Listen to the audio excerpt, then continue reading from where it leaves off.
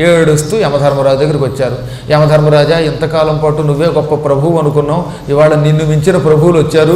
మేము దుర్మార్గుడు గుణనిధిని మనలోకానికి తీసుకొస్తూ ఉంటే ఎవరో శివకింకరులు వచ్చి బలాత్కారంగా వాడిని విడిపించి కైలాసానికి పట్టుకుపోయారు. ఇలా అయితే రేపటి నుంచి మేము మా డ్యూటీ ఏం చేస్తాం? రేపటి నుంచి పాపాత్ములంతా మహాపాపాలు చేసి శివరాత్రి నాడు ఇంత విభూతి పెట్టుకుని భజన చేసుకుంటే వాళ్ళంతా కైలాసానికి పోతే ఎలాగా?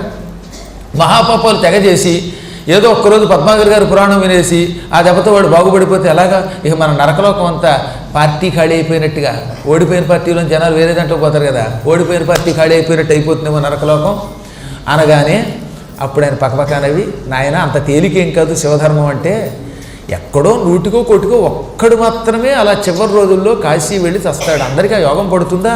అయినా పర్వాలేదు, చెబుతున్నాను వినండి. ఈ క్షణం నుంచి మీరు చేయవలసిన పని ఒకటి ఉన్నది. నా వాక్యం వినండి, నేను చెప్పినట్టు చేయండి అని హెచ్చరిక చేశాడు.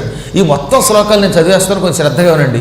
ఏ త్రిపుండ్రధరాలోకే విభూత్య శతయ గణాహ తే సర్వే పరిహర్తవ్యా నానేతవ్యా కదాచన.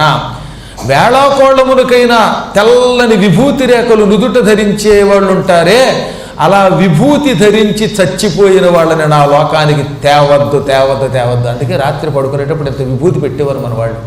ఏమో రాత్రి నిద్రలో పోతామేమో, ఆ నిద్రలో పోయేటప్పుడు విభూతి ఉంటే వాడిని నా దగ్గరికి తీసుకురావద్దని చెప్పేశాడు ఆయన. నుదురికే ఉండక్కర్లేదట, నుదురికి విభూతి పెట్టుకుని నిద్రపోతుండగా మన మంచం మీద పడిపోతుంది కదా రాలిపోయి విభూతి, అలా విభూతి మంచం మీద రాలిపోయిన వాడిని తీసుకురావద్దన్నాడు. అసలు ఎంత గొప్పదండి ఆ విభూతి ధర్మం. సుస్పష్టంగా చూడండి, తెల్లని విభూతి రేఖలు నుదుట ధరించినటువంటి వాడు మరణిస్తే వాడిని నా దగ్గరికి తీసుకురావద్దు, తీసుకొస్తే మమ్మల్ని శిక్షించి ఉద్యోగం తీసేస్తాను. ఉద్ధూలనకరాయేహి విభూత్య శతయా గణాహ.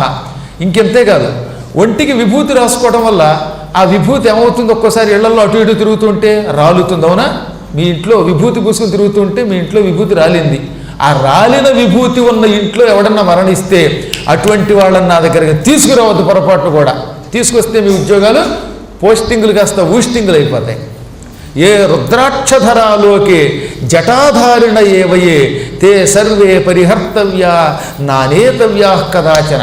రుద్రాక్షలు ధరించిన వాళ్ళు, జటాజూటములు ధరించి జటాజూటంలో రుద్రాక్ష ధరించిన వాళ్ళని నా లోకానికి తీసుకురావద్దు.